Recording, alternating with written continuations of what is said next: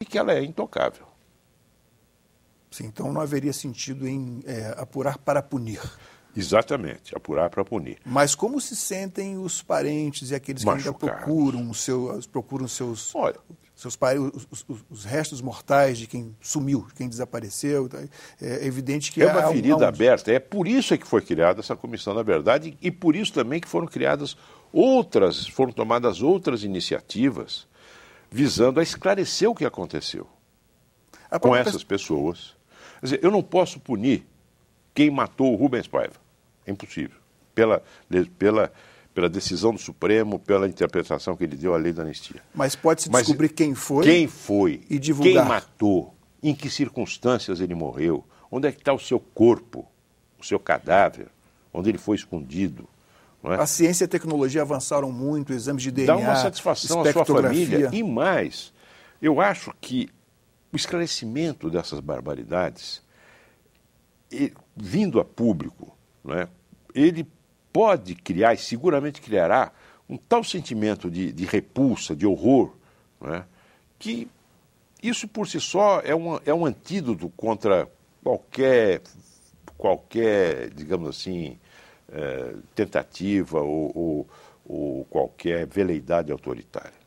Senador, num debate ocorrido aqui no plenário, se não me engano, em 2003, o senador Demóstenes Torres interpelou, não interpelou, ele lançou uma pergunta ao senador Romeu Tuma, que então, na ocasião, presidia a sessão, e que ele, enquanto procurador do Estado de Goiás, ele havia pesquisado documentos relativos ao período da ditadura, que ele desconfiava que estavam quase todos já ocultos ou já tinham desaparecido.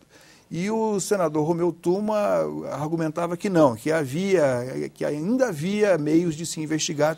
O que o senhor acredita que aconteceu? Eu acho que houve muita queima de arquivo, sem dúvida nenhuma. Mas é possível recompor a verdade histórica, né?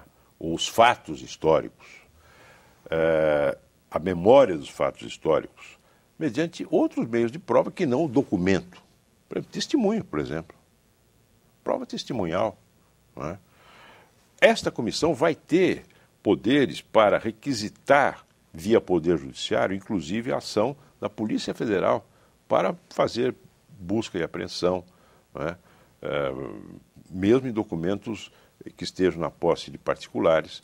Ela vai ter também poderes para chamar, colher depoimentos, não é? É claro que ninguém é obrigado a testemunhar contra si mesmo, essa é uma garantia constitucional, mas poderá colher depoimentos de pessoas, de familiares, de gente que participou, que viu, que tomou conhecimento, de tal forma a montar um quadro. Agora, aconteceu algo em São Paulo, há 2 anos atrás, que eu gostaria de registrar para o nosso telespectador. Eu era chefe da Casa Civil do governador José Serra. E é ligado à Casa Civil o arquivo do Estado, o arquivo público do Estado, que é uma maravilha. Ali nós temos documentos, farta documentação sobre esse período, com acesso franqueado a todos, né? A todos. Historiadores, pessoas interessadas na defesa dos seus direitos, realmente tudo digitalizado. Esforço que foi feito ao longo de vários governos, especialmente do último governo. Bom, eu fiquei sabendo, por uma informação que me chegou, por um promotor público, que numa determinada delegacia de polícia na cidade de Santos, havia lá uma sala com documentos relativos a esse período, documentos que foram produzidos pelo antigo Departamento de Ordem Política e Social, que é a Polícia Política. Né? Estava lá guardado numa sala, trancada.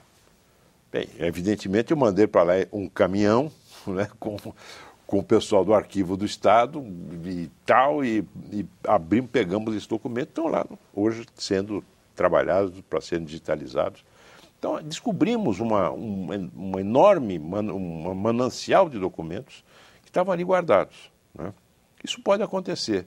O importante é lembrar também que este esforço da Comissão da Verdade não é isolado. Já essas apurações começaram a ser feitas há quase uma década, quando foi criada a Comissão dos Mortos e Desaparecidos, no governo Fernando Henrique, né? que levantou, já conseguiu esclarecer um sem número de casos, mais de uma centena de casos. Por que a Corte Interamericana de Direitos Humanos ainda processa o Brasil quanto à postura do Estado no que aconteceu no Araguaia? Pois não. A Corte Interamericana, ela decidiu duas coisas. Primeiro, que esses crimes contra os direitos humanos são crimes imprescritíveis. Quer dizer, não há anistia em relação a eles. Foi uma decisão dessa Corte. Em relação ao Araguaia, determinou que o governo procedesse, continuasse nas buscas, porque, na verdade, as buscas já vinham ocorrendo. Não começou agora, né? É claro que é difícil, mas muitos corpos foram identificados, e alguns ainda estão, ossadas estão lá no laboratório de polícia científica, buscando identificação, etc. E ela determinou que fosse constituído, que fosse feito um esforço, que se continuasse nesse esforço, e foi constituído um grupo de trabalho Araguaia, que está funcionando atualmente no âmbito da Secretaria de Direitos Humanos, da Presidência da República, né?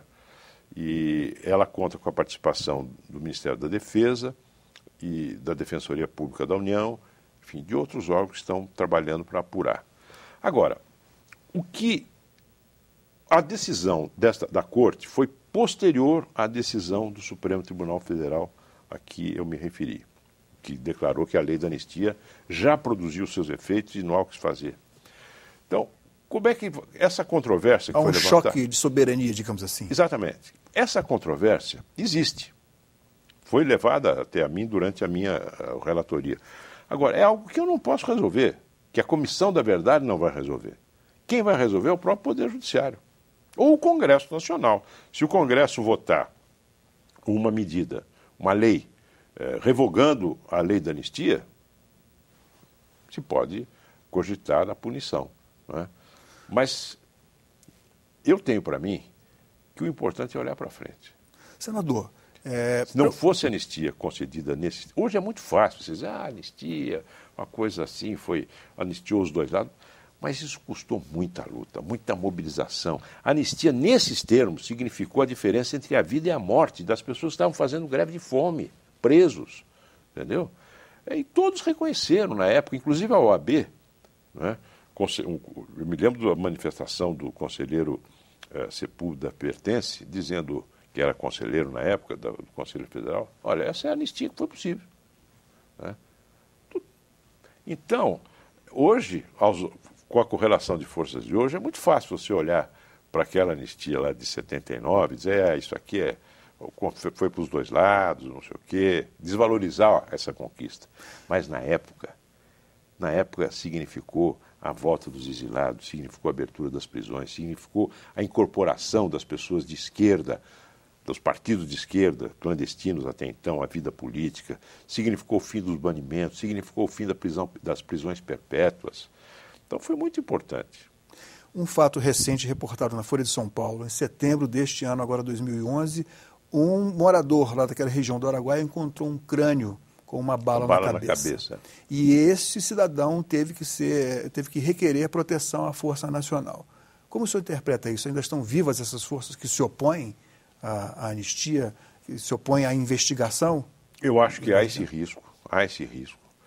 Não só a oposição no sentido da oposição que se traduz na ameaça, mas a oposição que se traduz no corpo mole em dar informações, em dizer, olha, nós não temos tal documento aqui e mandar embora a pessoa que foi. Por isso é que a Comissão da Verdade vai ter que trabalhar com muita energia. Ela poderá, pela lei que foi aprovada aqui, requisitar proteção para testemunhas. Neste caso, a comissão pode acionar. Aliás, já poderia hoje, por vez que a pessoa pediu proteção à Polícia Federal, né? Mas a comissão poderá requisitar proteção policial, não apenas para os seus próprios membros, mas também para testemunhas, e terá a condição, e poderá também, através de requisição ao judiciário, saber exatamente onde é que está o tal documento. Não pode não se conformar com a simples resposta burocrática. Não está aqui, isso não existe. Tem condição de fazer busca e apreensão, né, e responsabilizar criminalmente, inclusive, o servidor público que estiver ocultando documentos. Senador, infelizmente o nosso tempo já estourou aqui. Muito obrigado pela sua presença. Cidadania agradece ao senador Aloysio Nunes Ferreira e convida você para as próximas edições do programa. Mande suas críticas, sugestões ou, se quiser, faça uma cópia deste Cidadania no endereço www.senado.gov.br/TV. Até a próxima e obrigado pela atenção.